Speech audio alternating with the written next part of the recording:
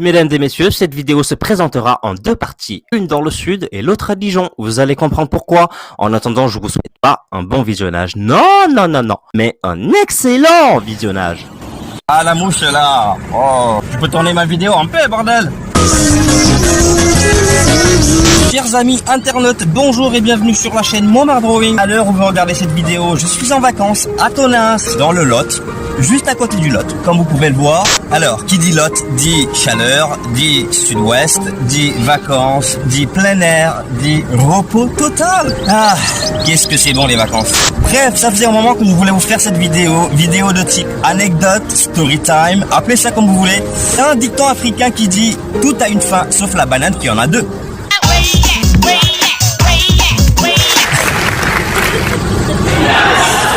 On va éviter de partir sur les sujets farfelus, on n'a pas le temps. Vous demandez sans doute qui c'est Taran Mitchell. Nous allons y arriver.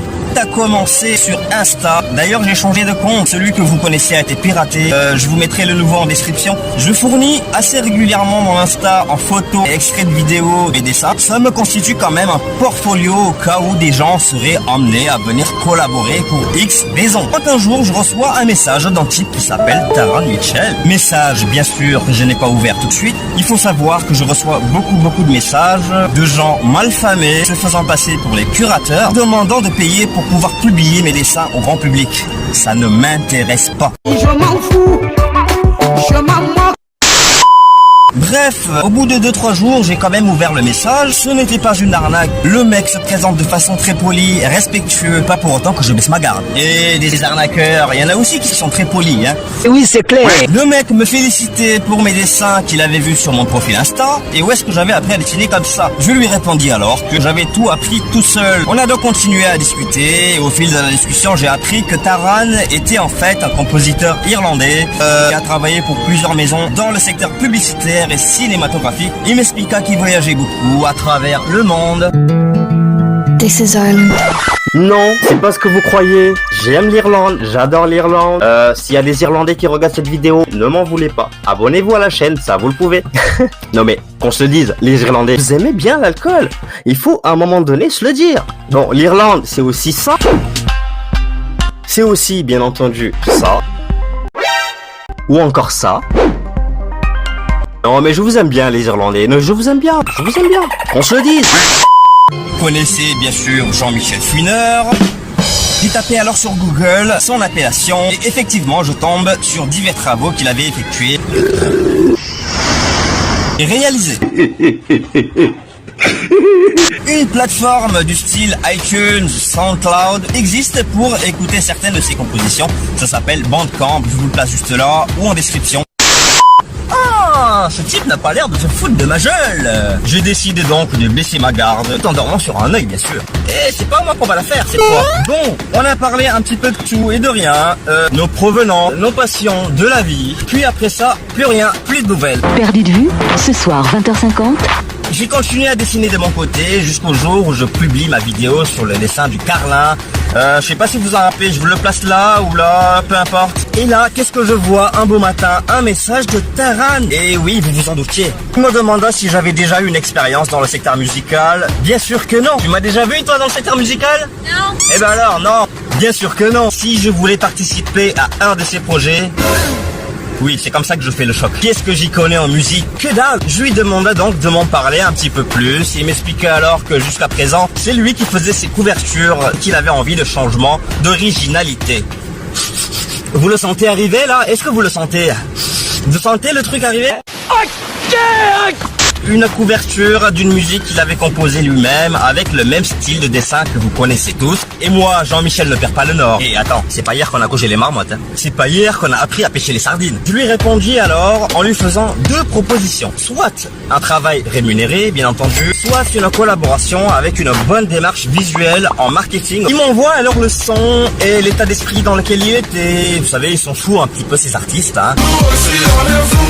Excité, rien que de démarrer une nouvelle expérience jusqu'alors inconnue. J'écoutais alors le son et je lui fis part de mon état d'esprit personnel et comment je voyais le truc. On est parti sur un thème No Man's Land, une ville saccagée par la guerre et le conflit, là où plus rien n'existe. Des bâtiments qui s'écroulent, des poteaux électriques à moitié arrachés, des carcasses de véhicules qui traînent un petit peu sur les trottoirs et un Montmartre super en forme pour illustrer tout ça. Et oui, on est mal barré, tiens. Boulot intense durant presque un mois commença un long périple, travaux de recherche notamment sur la perspective et les points de chute. J'observais divers travaux d'illustration d'artistes. Alors je savais pas trop comment m'y prendre, mais au final j'ai réussi. Alors pour l'instant, tout ce que j'ai réussi à faire, c'est d'épuiser la batterie de ma cam. C'est donc dans mon studio à Dijon que nous allons poursuivre cette vidéo. Ouais, je sais, je suis un petit peu débile des fois. Voilà, c'est la fin des vacances. J'espère pour ceux qui ont pris des vacances, j'espère que vous en avez passé des bonnes. Ah oui, Jamy. On va continuer votre petite story time. Cette première expérience secteur musical que j'ai eu à faire, j'ai eu vraiment beaucoup de mal. J'ai fait beaucoup de recherches pour enrichir davantage mon imagination. Je vous parlais bien entendu de cette première proposition que je lui ai fait et que je lui ai présentée. Alors la voici, je vous la pose là. Vous pouvez vraiment voir sur ces images de cette illustration que j'ai eu à proposer à ce monsieur fort sympathique. Voilà, donc on est parti un petit peu sur ça. Vous imaginez bien, j'étais aux anges. Puis vraiment comprendre qu'il arrivait à voir là où je comptais venir. Et longuement échanger sur les petits éléments de décor qu'il fallait rajouter ou alors modifier. Cette végétation sèche que vous pouvez voir sur l'illustration, ou encore cette bombe atomique au loin qui n'était pas vraiment prévue dès le début, ou alors ces clôtures que vous voyez à droite. Une chose, je voulais aussi rajouter un personnage, d'accord? Un héros futuriste, se tient debout de dos. En gros, pour que vous compreniez, c'était le gars qui allait sauver le monde. Comme vous l'avez compris, c'est un No Man's Land. Bon, vraiment, là où il y a la guerre, il n'y a plus rien. Juste un gars qui, là, debout, on va l'appeler Bertrand. J'aime bien le prénom Bertrand. Une chose qu'il faut savoir, c'est que je suis très nul en dessin futuriste. Donc ce que j'ai fait appel à un ami à moi pour le faire participer dans le projet. Alors, il se prénomme BBB. 3B, hein, rien de plus simple. Je vais expliquer vraiment l'entente et toute la discussion qu'on a eue avec monsieur Mitchell. Et bien entendu, il était à fond pour nous pondre un joli Bertrand tout droit sorti de sa coquille. Quand je bande, la pine touche mon ventre. Nous avons donc bouclé le projet en validant l'illustration finale que voici. Taran Mitchell fut vraiment très content de ce travail qu'on a réalisé pour sa petite pochette. One eternity later. Alors, premier projet bouclé, nous voilà repartis sur un second projet. Bien sûr, des mois s'écoulèrent sans avoir la moindre nouvelle de monsieur Mitchell. Et les amis, vous me connaissez, bien sûr. C'est pas moi qui vais refuser de rentrer une seconde fois dans un tel projet. J'ai tout de suite accepté. Même démarche, même façon de voir, même concept. Il m'envoie alors le son en faisant de nombreux échanges sur comment il voyait le truc et puis parti sur un autre truc quoi. Cette fois, on était parti sur un truc vraiment glauque, vraiment dépourvu d'âme, assez sombre. Quand vous écoutez l'instrumental, on ressent beaucoup d'émotions. C'est fou de pouvoir ressentir beaucoup d'émotions à la fois. Alors je sais pas s'il y a des artistes de musique qui regardent cette vidéo. Parlez-moi un petit peu de vos instruments. J'arrive à ressentir plusieurs émotions à la fois, c'est-à-dire la joie, la tristesse, l'excitation et en passant par la folie, le drame un petit peu. Je vous mettrai le lien bien sûr en description, vous irez écouter. Cette fois, ce qui est marrant, c'est qu'il me laisse carte blanche. Alors là, je me dis, bon d'accord, la première expérience, ça a réussi. Et la seconde, bah, bien entendu, vu qu'il est content, bah, il nous laisse un petit peu carte blanche quoi. Enfin voilà, vous me comprenez. Avec tous les éléments que j'ai réussi à rassembler, je suis donc parti sur quelque chose d'assez machiavélique, vraiment au bord de la folie. Nous aussi, on est fou.